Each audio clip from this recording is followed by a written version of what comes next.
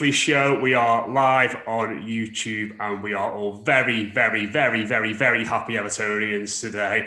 I am Matt Jones, your host as ever, and the guests who have got the privilege to talk about this game. It's been the easiest job in the world getting people on this week to talk about Everton because everyone wants to do it, but usually no one's bothered. But I've got Sarah helping. Sarah, how are you? I'm delighted with what happened on Sunday, mate. So, yeah, all smiles. In a time when the world's a bit mad, it's nice to have Everton looking boss. So, all smiles here. Yeah, Mike as well. How are you doing, mate? Yeah, all good still. Actually looking forward to tomorrow night. Usually a Carabao Cup game against a lower ranked team at Goodison feels like a recipe for a slip up, but everyone's keen for it today. And Les Roberts is here as well. How are you doing, mate? All good, mate. Yeah, it was a good weekend of football. Hoylake drew 1-1 in a team from the division above, a local derby it was, and then the Blues won the job on Sunday, so all good. Yeah, absolutely. Obviously, cause for a double celebration as well. Everton men and women both beat Spurs over the weekend. We'll have a chat about that. And as Mike alluded to, Carabao Cup on Wednesday against Salford City should be an interesting game. We'll have a chat about that and what players will be involved, won't be involved. As ever, now with the weekly show, we are live on YouTube. So just let us know how you're feeling. You know, in regards, it's rare for Evertonians, there's so many of us to be happy at the moment. So just tell us about your joyous feelings, how you celebrated the goal at the weekend, how you feeling about this team, and all of that. And of course, later on the show, we'll speak about who's going to be involved tomorrow as well. But I'll come to you first, Sarah, on this one. We'll speak about the lads first, going down to the capital and winning. I think it's only our second win in London in 3 years. Our first win, obviously, over a established top six side in 41 matches. And Everton totally and utterly deserved it. And, you know, before we speak about the particulars and the new lads who were obviously all absolutely fantastic on the day, I tweeted after the game that this just felt a bit different to when we've beaten some of we haven't beaten one of the big sides away from it for a long time, obviously, but in terms of beating one of those established sides and watching Everton play and the control and the authority and the aggression and all those things they showed, it just felt a little bit different to me. It did feel different. You're spot on, Matt. And, you know, it wasn't a matter of us, you know, having a scrappy little win and Spurs having a disastrous day. You know, they might not have been at their best, but we absolutely thoroughly deserved the 3 points that day. Everybody did their job. You know, Jordan Pickford making a couple of big saves. I think we defended well at the back. Brand new midfield just absolutely set the show alight. I think made a massive difference to the whole team. Our forwards were looking sharp. Dominic Calvert-Lewin, our big number 9, scoring a fantastic headed goal. And we always felt in control. It always, once that goal did come, because I know there'd been the chances like the Richarlison one, which I'm sure we'll talk about, but it always felt like once we got that goal that we were going to be able to see this result out. And it wasn't a matter of coming away and going, whoa, we got lucky there. It was, we went there, we looked brilliant with players like Allan and Doucoure and James Rodriguez all coming in and all starting. I think we were all pretty excited to see that and to see how they did. And the three of them just took to it like ducks to water and kind of stepped up. I feel that the whole standard of the players around them. You know, I can't think of anybody that had a bad game. And there was, you know, Luca Dean, Andre Gomez, Pickford, players like that just seemed to really step up, and we looked like a proper outfit, a proper team, and a team that means business this season. We will. It's one game. We're going to come into obstacles, and it's not always going to be sunshine and rainbows this season. But in terms of starts to a Premier League season, I think most Evertonians will agree that's the best one that we've seen for a very long time. Yeah, you in the same boat there, Les?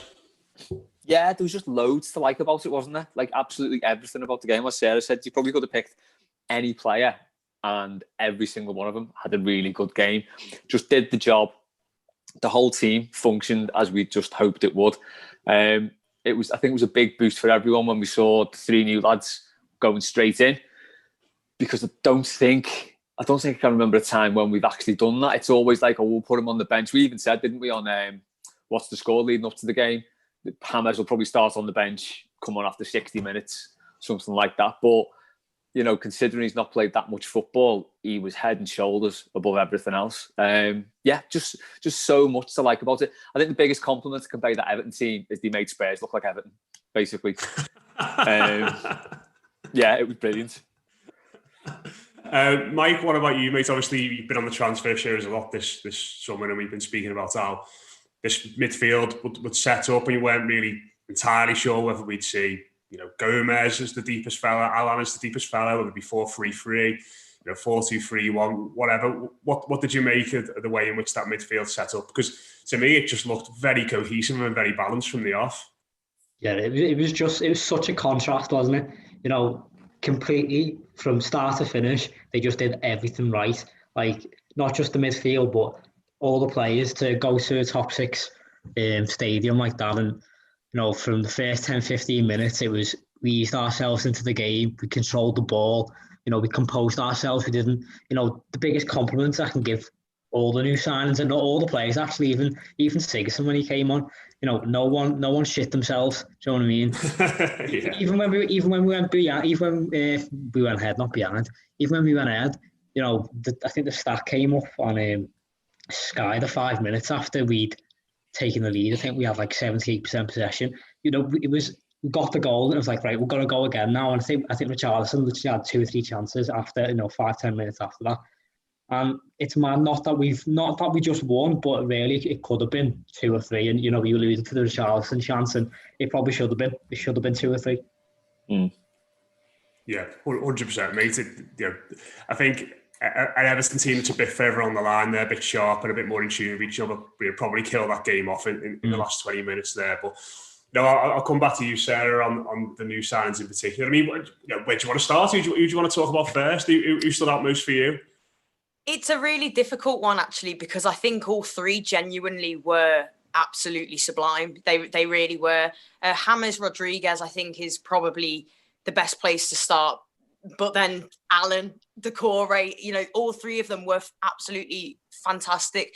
But James Rodriguez, I mean, I just kept watching him playing and the amount of time and space he can create for himself so simply. Like, he just looks, Les said it before, just a cut above the rest, and really offers that star quality and something that we've been lacking for a long time. And Calvert-Lewin mentioned it in his post-match as well. When a player like James Rodriguez comes in, you just know as a centre forward that there are going to be chances created for you in every single game that he plays. And you could see that he would just pick a pass, create things so effortlessly, he's just an absolutely fantastic footballer. And it's fantastic to see him in the royal blue of Everton. But Allan as well, just getting stuck into everything that we wanted from him and we expected to see from him.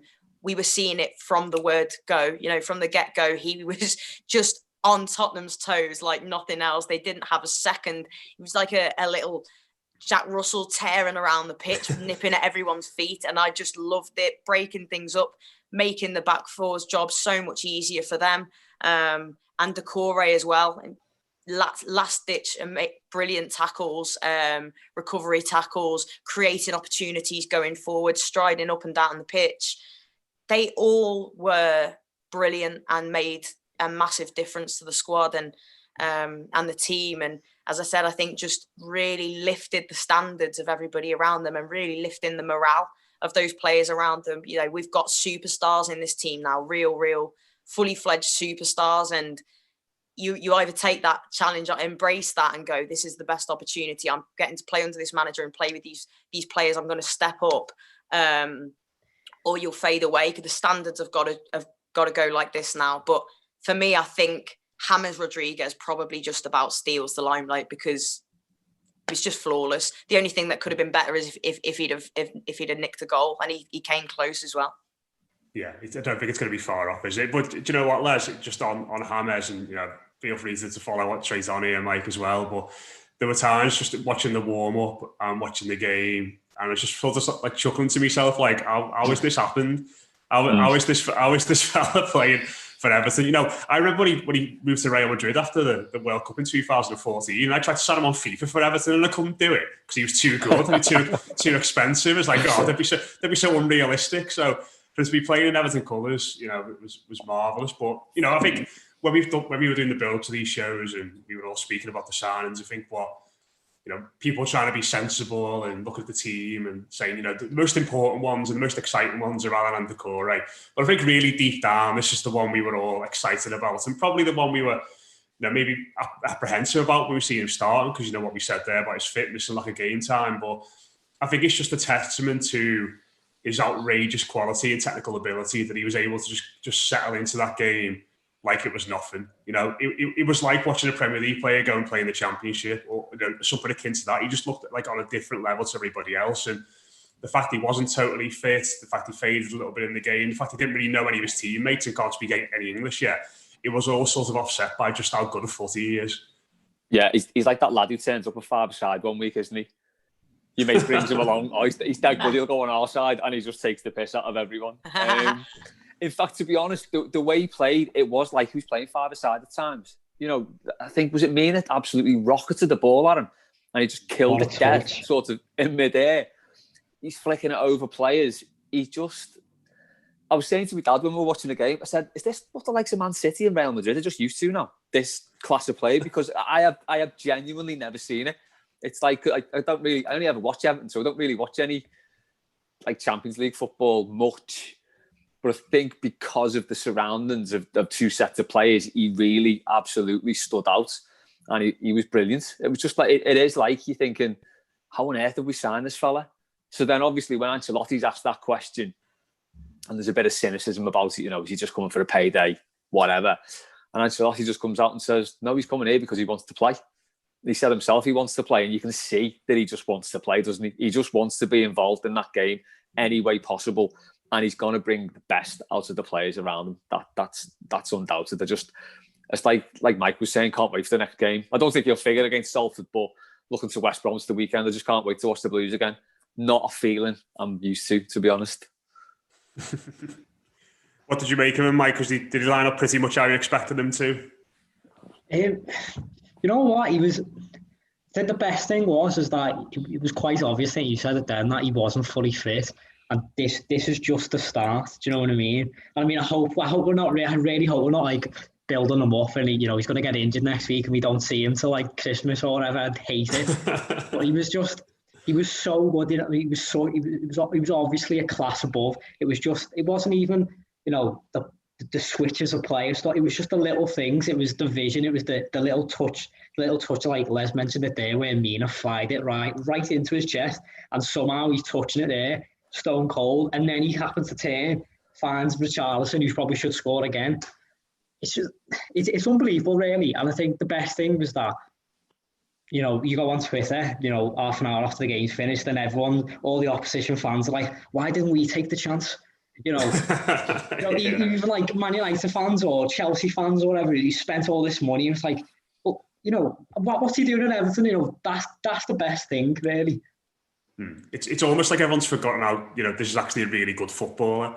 This has not been given a chance much at Madrid. But I think, who knows how this is going to work out in the long term. But to me as well, it just looked a lot like a lad who really enjoys playing footy, just being able to play footy again. He's not been able to do that for a long time. And I think in the short term, at least, maybe his motivation won't be there in the long term. Who knows how it's going to work out? But I think for that this initial burst, at least, we will get a lot out of him just by virtue of the fact that he is a lad who loves playing football, and he's back playing football again. And I really hope that carries on. And, poor Ben Davies, by the end of it, he just given up, hadn't he? Because he tried getting tight to him, and he just spun him and ran past him. He tried dropping off him, and he's picking passes out and having shots at goal. And everything he did, he just gradually sort of wore him down. Not in a way that we've seen with Richarlison, wear people down.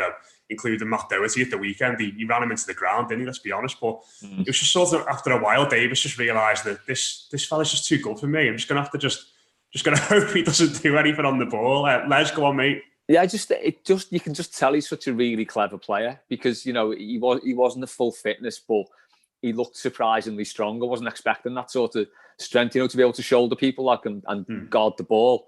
There was times when he was doing that. He's moving it so quickly with his feet. He was just completely bamboozling them at times. He's going to be a joy to watch. I think like we said with Richarlison probably last season, he's going to leave eventually. Just enjoy him while he's here. Same with James.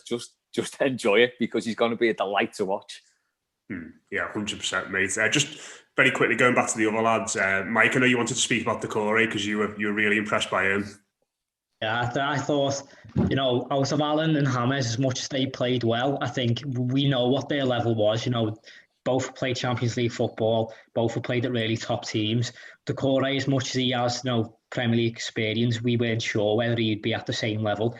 But my word, he was everything. He was everywhere, and he was everything we needed. I hate to say, it's that, pacey and powerful and strong and stuff like that, but he was box to box. That tackle on Lucas. If he's not there, like, let's be honest, I hate being like, we take him out the scenario and no one. No one's going to get there. But if you go back, 6-7 weeks ago, we played Spurs. You imagine Sigurdsson or Davies or Gomez even being in that position, or then even having the recovery pace to get to that tackle. No chance. I think, again, he's the only one who's probably had a proper pre-season, but even then, he's not played any pre-season games. He's just been in training for Watford. So I think same with James and same with Allan. It's only going to get better. Hopefully.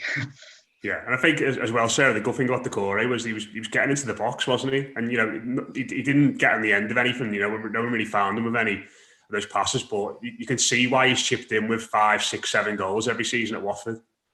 Yeah, definitely. And, when you look at with all due respect to Watford as well, when you look at the standard of player that he's going to have around him now at Everton as well, it's gone up a notch as well. So you'd imagine that he'll find himself with even more opportunities, and he's got an absolute bullet of a shot on him, hasn't he? And as Mike was just saying then as well, that complete box to box. And I thought that was an excellent point as well about, you can't imagine, had that been Sigurdsson or Davis, being able for them to have the pace to get back and make that last ditch recovery, which they wouldn't have been in the frame. They wouldn't have been in the frame, would they? They would not even have been the shot on the telly. No, he would have been through. Yeah, not a chance. They're not getting near it, and that's the kind of thing he's going to bring to us. So defensively, it brings so much to the side, but also, as you said, going forward, I think he's got that power and that pace. Mike said you don't want to just constantly go on about his physical attributes, because he's a lot more than that. But I think, he's going to hopefully ping in a few goals for Everton as well. And I think he looked a perfect all-rounder, and the three of them just fit into this side and have made us, from a team where we've gone, what really are we? What's our identity? We have got some good players in Luca Dean and Richarlison, but where do we go from here? Them three have come in, Allan, Doucoure and James, and just made us look the business. And how long it will last. And Mike, you made my stomach drop, mate, when you said about hopefully he doesn't get injured and we won't see until Christmas. That Simon and Garfunkel song started playing in my head. Sound of silence. I zoned out. But Doucoure, brilliant player, and the three of them just exquisite business by the club. They've backed Ancelotti. He's got these players in. He's identified them, and even after one game, you can see that it looks like it's going to work very well. The other thing I really liked about Doucoure as well was obviously when James was tiring late in the game, he couldn't get back as much. He was sort of playing on the right, that midfield free, and so often he got over to help Coleman out, who could have been outnumbered by Son and Ben Davis quite easily in that regard. So great to see he's positionally aware as well. And if James isn't going to be charging back all the time to stand on Seamus Coleman's toes, so I think it's important that on that side of the midfield free, it's quite similar to what McCarthy used to do in his first season. When Coleman used to properly bomb on him, he used to leave spaces in those positions. Like Doucoure was getting over and really filling that gap when Spurs turned it over. So fantastic. Les, I want to speak to you about Allan, because I was watching him and thinking that of all the people who come on the Blue Room, I reckon you would have been enjoying his gnarly, nasty performance the most, to be honest.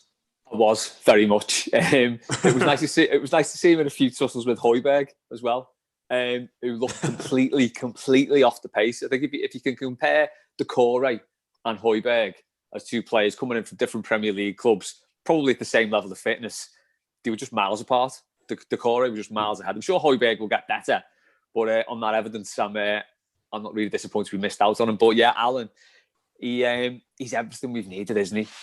Since Garner left, really, and maybe before, he's a different type of player to Garner, isn't he? He's not so much. He just puts out fires. He's always looking to get forward as well, which is something you can say about that whole midfield three now. I think we've got a proper unit there who can all do sort of each other's job to a little bit. They're all specialists. So you got Gomez, who's, good on the ball, good passer. Allan, who's the sort of basically the tackler. Then you got Doucoure, who's box to box. But each player can do a little bit of the other's role. And it is like a proper unit now. But you do need that player like Allan who's going to break the play up and just pop it off. But yeah, I was made up with him. I love players like that. And I think I can't wait to get back into Goodison and see him snapping people all over the park, because there's nothing gets a Goodison crowd up like seeing players throwing tackles in, is there? It's the most basic aspect, but I love the fact he was being compared to Peter Reid just because he made a few tackles and had his socks sung down by his ankles. But we're easily pleased these days, aren't we? We haven't had that for a while. But like you said, mate, if we're not going to get carried away now, when's the time? And Mike, you shared a great. Do check out Mike's Twitter feed for this if you listen on the podcast, because you shared a great clip of him just going over and sorting out a situation where Gylfi Sigurdsson wasn't quite cutting it. Yeah, it's just like Sigurdsson's just faffing about on the edge of the box, isn't he? I think he fails to tackle and then heads it to no one. And then I think Sissoko passes it and he's like, Sigurdsson tracks his man.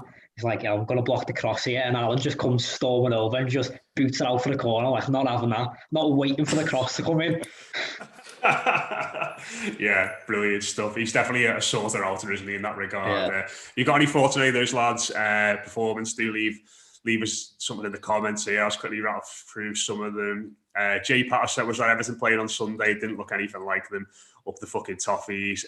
Dave Mack said, I can honestly say that's the first time I fully enjoyed the total performance from an Everton team since the mid-80s championship side. Amazing. Jay Pat also said, away at Arsenal under Martinez, domination of United and City at home recently in this game. Damn, we look good. Recon Rascal said, James I knew was good, but was better than the YouTube footage clips. Let's hope he doesn't do an Alan Barley on us. What's that, Les? Do you know what that's about? Alan Barley, my dad's spoken about him. Yeah, he came in with a big reputation and was terrible. No, I'm sure Hammers will be a bit better than him. Fingers crossed, anyway. But I suppose that's an interesting point that was made there, isn't it, as well, Sarah? That we're talking about these new lads. We haven't even mentioned Dominic Calvert-Lewin's name. Yeah, I did the same thing on the post-match show at the weekend, and how well he played. Coleman and Luca Dean were excellent. Jordan Pickford as well. And I suppose I want to bring this back to the new signings again, but I suppose when you bring in players like that, it just lifts everyone else's level, doesn't it? Definitely does. And it's like we said before, I think there's no messing around now. When you've seen the calibre of player who's coming in, you don't really get anybody better on his day than James Rodriguez. And you're also talking about players like Allan, who's played under Ancelotti in the Champions League, etc. Doucoure has just come in and looked brilliant. And yeah, I think they know, look, we either move with this team or you kind of drop off, and it just generates a buzz as well. We've spoken about Jordan Pickford and maybe the mentality, and he'd kind of struggled with that aspect of things over the last couple of years, and it was showing in performances. But it's like that level of focus is there. Everybody's absolutely on their A game. Everybody's excited to be a part of it, and that's what you want. You want everybody stepping up to the plate and stepping up to the challenge with these new players and with this new manager. And it looks certainly with the players, not just the starting 11, but also the substitutes that came on as well on Sunday. I think everybody did their job, and that's the sign of a really good team, is when everybody is in sync, focusing on the same thing. And you're quite right, Dominic Calvert-Lewin, I think, had an absolutely top performance again. Not only the goal, which was fantastic, but his overall play in the game. He looks sharper, he looks quicker, he looks stronger. Richarlison, Andre Gomez, I think, was great. Luca Dean, Coleman, Pickford. There was so many players in there that had a good game. And yeah, I think this is what we're going to see with these new players that have come in. The new manager in his first full proper season with Everton. We're going like this. It's up in the standards all the time. And yeah, let's just hope that the rest of the team continue to grow, and we can really build a strong team to try and, as Ancelotti said, to make us compete again. Yeah, 100%. And I suppose as well, Mike, when you look at all those lads and the performance as a whole, it contained so many things you just want to sort of tick off at the start of the season. You've got your main striker scoring after a bit of a barren run at the end of last season. That's sorted now. Andre Gomez playing his best position looked a lot better. That's sorted. Richarlison looked like he could do a job on the left wing and play the front. That's sorted. The centre backs look good. They were comfortable, clean sheets. Same with the goalkeeper. It's one of them where everyone's going to feel like they've got off to a good start and really contributed. Yeah, I think. And when you look at the next 3 fixtures are West Brom, Palace, Brighton before the derby. I'm going to be a massive jinx here, but there's no reason why. But there's no reason why we can't win the next 3, and then that's 4 wins in a row. And obviously, I'm saying let's not get ahead of ourselves, but that's me getting ahead of ourselves, isn't it? But it's not an easy start, but relatively it's almost a perfect start. We start totting up these wins early on, while the new signings, and then it looks like it's going to be 4-3-3 from now on, doesn't it? So it will be bedding in a new system as well. So we can keep on winning games while all this is coming together, and then it's just a massive boost. And you talk about the new signings, talk about. Everyone's got to go up a level now, and you look on play tomorrow, don't we? I doubt any of the new signings will play tomorrow, but the players who do play have got something to fight for now. Because Gylfi Sigurdsson, Theo Wilcott, Tom Davies, previously they did wait 2 or 3 games, and if they weren't playing, whoever was playing in front of them, they'd drop off at some point. They knew they'd get back on the side eventually. That's not going to happen. Either you work hard in training, or when you get on the pitch, you play well. If not, you're not going to play. So you talk about, signing players, and it's going to raise everyone's game. This is proof that this is what happens. And you looked at, I think it was Calvert-Lewin, who was interviewed after the game, how buzzing he was. Yeah. I know he is only 22. He's only 2 years older than me, but he was like a kid. He was absolutely over the moon. Yeah, I think he reflected all of our thoughts, didn't he? There, and just one other player wanted to mention, Les, before we moved on in a bit more detail. As Mike said, it does feel like there's more competition in all areas of the squad now. One area where there still isn't really that much is in goal, and Jordan Pickford it looks like he's going to be the number 1 again this year, barring a dramatic turn of events, and probably had the best start you could really hope for. And it wasn't just a clean sheet for me and some of the saves he made, but late in the game, coming and grabbing crosses. The one which I absolutely loved was when he came out and punched it and just took Mina and Keane completely out. And that's the sort of dominance of his box that we haven't really seen from him since that first season.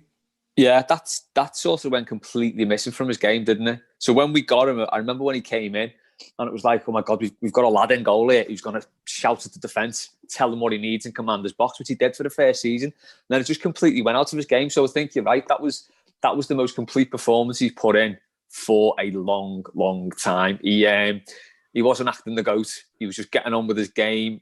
He was assertive, as you say.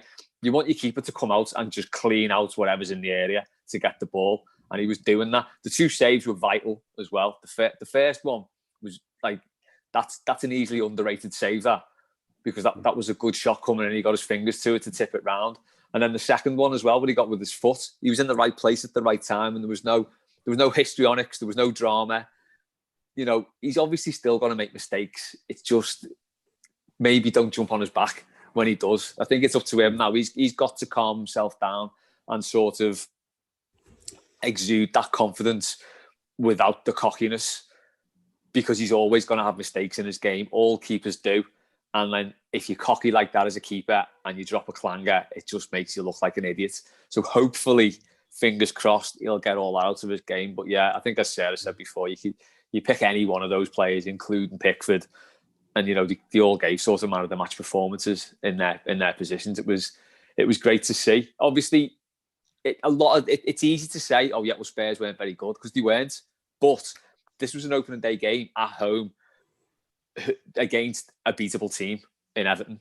Really, Spurs would have had no doubt that they could beat us. You look at their forward line, and they did have the chances as well, but we didn't let them beat us.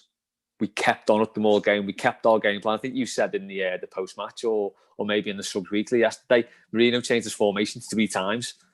Yeah, still, how many times has Mourinho changed the formation 3 times in a game and it not worked on any of those occasions? It was just testament to how everybody played. The goal celebration as well. They look like a group of lads who were enjoying this. Yeah. there looks to be a lot of unity in that team now, which is, again, it's something we've not had. Suddenly after hating every one of them about 6 weeks ago, I'm back in love with all of them. It's great. Absolutely. I think that is important in this area, just to finish off on this game, that, you know, what Les mentioned there about the spirit. You know, it's great to see Rodriguez was running over and jumping on the back and really invested and involved in it all. And I suppose the other thing in regards to a result like this as well is when these lads are in a tough game away from home again, maybe 1-0 up and it's a bit tougher, and there's playing a better side than Spurs and putting pressure on, and we're trying to hold out for a draw. They can look each other in the eye and say, we've been there and done this now. You know, it's not been 40 games since Everton have last done this, or, you know, my midfield partner or my centre-back partner has done this. We did it a few months ago or a few weeks ago, and that's got to be a good thing whenever they find themselves in this situation again in the future, hopefully. Yeah, I think that's an excellent point, Matt. I think that is something that, you know, when we talk about derbies and our massive lack of success in them for a long time, something that it always comes down to, like you've just said, the stats of since we last beat somebody in the top 6 away from home, it was 41 games. Well, I do think that there's definitely something to be said for that. You know, there's been times when we've been in good positions, but in the back of our minds, in the back of the psyche of the team has always been, and the opposition as well, they're at some point going to make a mistake. You know, we'll have our chance and we'll take it. And Everton have almost been like that. They're going to score at some point. They're going to score at some point. We're not going to win, even subconsciously. And yeah, now they can go, yeah, well, we did it. We did it opening day of the season at the Tottenham Hotspur Stadium under a Jose Mourinho side that had to change formations 3 times. Got a goal, kept a clean sheet, got it over the line relatively comfortably. And as you said, you know, those saves from Pickford were big saves, and you can't underrate them. But we still, like Les said, and I love that, we didn't let them beat us, and that is like, that's what it was like. It's like, we're not going to let these beat us today. Actually, we're going to make sure we beat them. And the team spirit, like you said, that picture where you've got everyone together and you've got James Rodriguez jumping on the shoulders of Calvert-Lewin and Richarlison and everything. They look together. They look a team. They look the business on the pitch. And let's just hope it continues for more often than not throughout this season. Yeah, absolutely. Go on, sorry, mate, just quickly. It's not. It was like 40 games since we beat the top 6 side away. If you take that back further, we've won 3 times at Spurs since 1985, I think. Oof, if we stats are right. When we had that, we had that three season spell, didn't we? Where we beat them 3 seasons on the trot at Spurs. The only time we won before that was we beat them twice in 1985. So that's 3 wins in 25 years? Is it 35 years? I don't know. 35 years, isn't it? Yeah, Jesus. Yeah. 3 ticking off all these boxes. It'll be the derby and a trophy next, boys. Yeah. Keep bringing up these similarities to 85, mate. Absolutely, yeah. That'll make us all excited. We'll talk about the Salford game in a minute. If you're watching on YouTube, do let us know in the comments which players you do want to see in that game. Maybe ones who weren't involved at the weekend, maybe ones who were. And maybe a few you don't. Is there anyone you want to see rested from the weekend? Does James to get his feet up, or do you just want to see them play football again? Just let us know what you think about that and who you want to see involved tomorrow night at Goodison Park. But of course, it was a double celebration at the weekend as well, because Willie Kirk's side also got a 1-0 win over Tottenham, keeping the great start of the season going, Sarah. It always felt as though Spurs were going to be a tougher test second week of the season than what they had against Bristol on the first weekend of the season. But they stepped up again, really good performance. And Izzy Christensen continued their great start to the campaign as well. She did. And, you know, I loved something that Everton did as well when they put up a tweet and they showed the goals side by side, because they were almost exactly at the same time as well. I think Izzy's was in the 50th minute. Dom's was in the 54th. Both balls whipped in from the left-hand side and brilliant headers as well. And you're right, it was a much tougher game than Bristol away. I think in that game we found ourselves really comfortably, 2-0 up within the first sort of 20 minutes and kind of able to just be in cruise control to an extent. But Spurs were a very good side. They were very, very tough to break down, defensively organised so well. They had a clear game plan and it was working. And like in the Spurs game as well, our keeper, Sandy McKeever, was called upon to make some big saves when she needed to. But again, it was a similar kind of thing in that sense as well. We always had the better, better possession, were better on the ball, had created the better of the chances. But it's about getting the ball in the back of the net. We did that. We're currently second in the league because Arsenal have got a ridiculous goal difference, but we're the only team to win twice and not concede a goal. So yeah, things are looking really, really good. And like we just said about with the men's team as well, that kind of togetherness, it seems very much to be that way with our women's team as well at the moment. Everybody's grafting for each other. There's a real confidence, a real sort of quiet confidence about us where we know that we're going to do well this season, and the players know how good this team is. And we've of course got a massive FA Cup quarter final as well. And no doubt, even though it's against Chelsea, the girls are going into this, and Willie Kirk's heading into this thinking, yeah, we can win this, and we could go all the way and win silverware still from last season, this season in the FA Cup. So yeah, brilliant Sunday to see that happen, and then to be able to get home and watch the boys do the same was brilliant, and long may the success for both continue. Just tell us a bit more about Izzy Christensen as well, because she's had a really interesting career, hasn't she? Obviously, spent the early part of a youth career, the late part of a youth career and the early part of a senior career at Everton, albeit didn't play a senior game. She's been at Man City and Lyon. I mean, they're two of the biggest, most successful women's teams in European football. Is that something she's brought to the side in addition to her quality, that sort of mentality? Definitely. She's so. If you watch her, I did an interview with her post-match on Sunday as well, and the way she speaks and everything, she's so professional in everything she does. She's just absolutely dictating play from that midfield. You can see that she's a winner. She's won Champions League. She's won league titles. She's played at the highest level with a country. She's one of the best midfielders in the game for me. And in a post-match interview as well, she said, everything that was discussed and sort of promised when I signed for the club is being delivered upon. And I think when we announced that we'd signed Izzy, it was a massive coup, and everyone was like, wow, she was probably the first big signing, or one of the first big signings where everyone was like, wow, she's gone to Everton, and you can see that she's upped the levels again in that team. And she's obviously bought into the project as well when she's come, and Willie Kirk and the staff and the club have said, look, this is where we are right now. This is what we want to do and what we want to build. And she just brings so much to everybody else. I think seeing her on that pitch doing what she does, like we said about James Rodriguez as well, she's just a cut above, and it's rubbing off on the other players, I think. And she's a winner. She's got that winning mentality. And something else that I spoke to her about was, and I loved it, it was like, we talk about Everton, and she's like, we can be a really lovely group of people, and we're really nice. We're a really nice team. We're a really nice group of people, but we're here to win stuff. We're not here to be nice and be your mates. We're Everton, and we're gonna do our very best, and we're gonna be successful. And that is a mentality switch. And you can see it, and it's just a really exciting time for the women's team, and to be able to watch them in the flesh I'm beyond privileged. And Izzy, we forget she was here at Everton before, but let's hope she really makes a mark with us this time and can go on to win trophies with the Blues. She's well on her way to doing that, like you said, that FA Cup quarter final now, not far off against Chelsea. They got a bit of a break before that as well, so they should be nicely recuperated for that game. But we'll have finish off, we'll have a chat about the match against Salford. Mike, I'll come to you first on this one, mate. How many of the lads who started on Sunday do you want to see in the starting 11 tomorrow? None. You'd go full sweeping changes? I think out of the players who started, I think I'd keep Pickford, Keane. That might be it. I think that might be it. I think maybe Calvert-Lewin might start, and maybe Richarlison, but other than that, I think if it was up to me, I wouldn't. But I think Allan and Doucoure might play.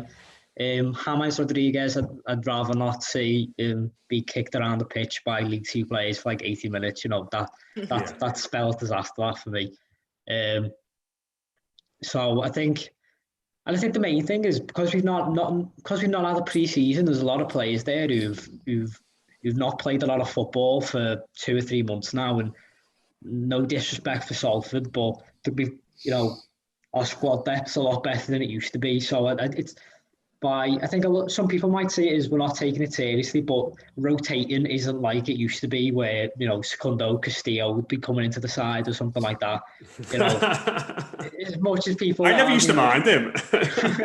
As much as, people not really too keen on the likes of Tom Davies or Gylfi Sigurdsson or Theo Wilcox, they can get the job done against Salford. So I'd have no problems with them playing, to be honest. What about you, Les? Yeah, I'd agree with Mike. To be honest, I think definitely start Jordan Pickford. I never think there's any excuse to change the keeper. Mm-hmm. To be honest, I don't like that because, keepers need consistency and run of games.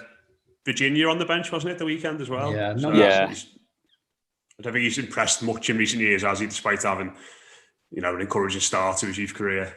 No, he hasn't. He had a terrible time at Reading, didn't he? Yeah. We'll see where he's at with the squad now. But I think I'd stick with Pickford. I always actually love this round of the cup. It's my favourite round of any cup competition. This, because you always get a bit of a mad team in the draw. It always throws up a team who you very rare, apart from Lincoln City, who we seem to get every other year in this.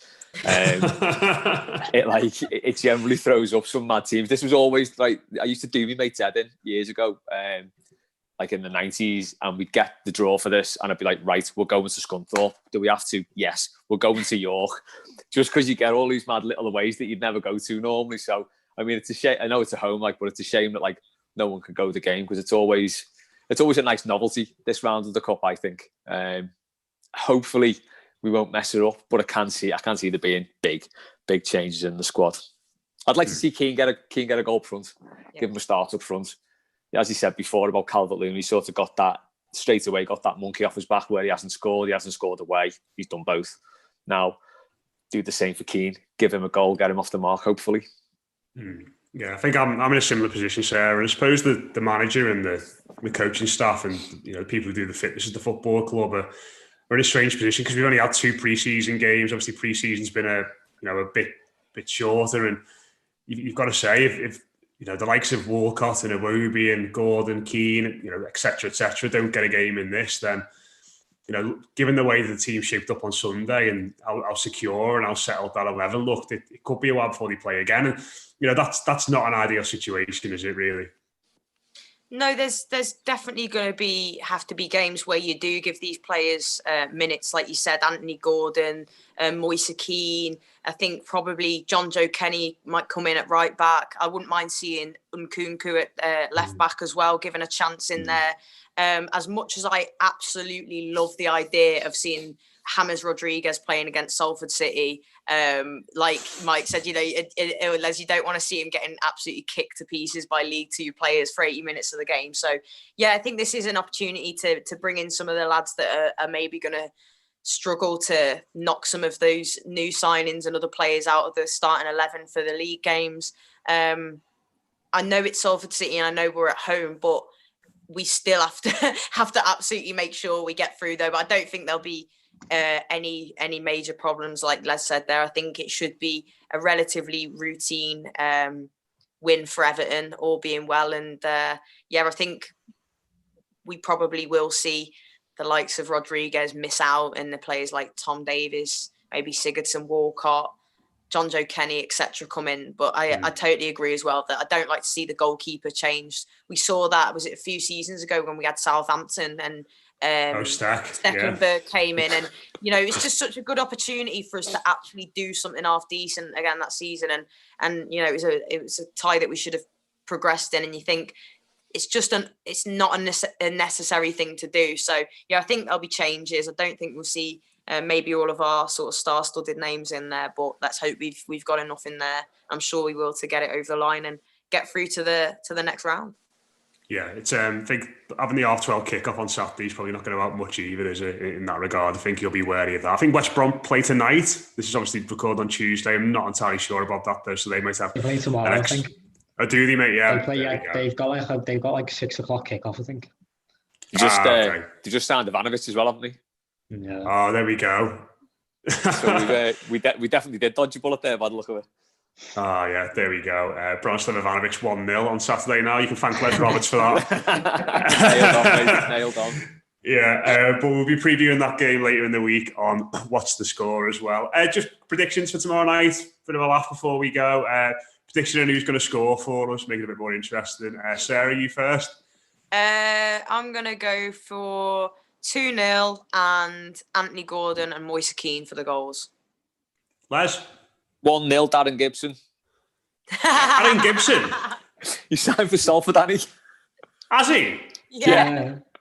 Oh, wow. So if, he'll be playing against us? Yeah, so if James Rodriguez does play, he's well getting snapped by Darren Gibson. No, I'll go 2-1 because I do genuinely think Darren Gibson will score. I had no idea he'd signed for them. I just thought you'd gone into your mailbag mode where you just shout out random Everton players for the answer. No, that's more transfer news. God, it's all happening here, isn't it? I know. Broke Ivanovic, broke Gibson. I reckon 2-1. Hopefully Keane and Walcott. There you go. Mike? I go 3-0 and I go Moise Keane, brace, and Anthony Gordon will get his first Everton goal. I was going to go 3-0 Keane hat-trick, so...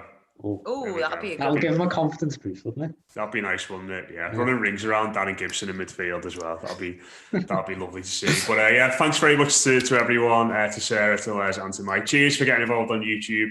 As ever, I hope you're all enjoying us streaming these. It's great to have that interaction throughout the course of the show. We'll be doing our post-match reaction to tomorrow's game straight after tomorrow. Ryan Reynolds has confirmed so far. Don't know who else is going to be on yet, but we'll rope in a couple more because everyone wants to talk about Everton at the moment, as I said. So it's dead easy. We'll probably have 5 or 6 on that. But all usual stuff coming up as well on the Blue Room, Extra. Just a reminder as well, this podcast is brought to you by Pitch Sport. Do download the Pitch Sport app and check out all the figures from Everton's game at the weekend in regards to who was rated man of the match, what people made of the manager, the referee, all those sorts of things as well. And you can pick your 11 for the upcoming games on there too. So do check that out as well. It's the Pitch Sport app. But yeah, thanks again to our wonderful guests today. We'll speak to you again soon here on the Blue Room.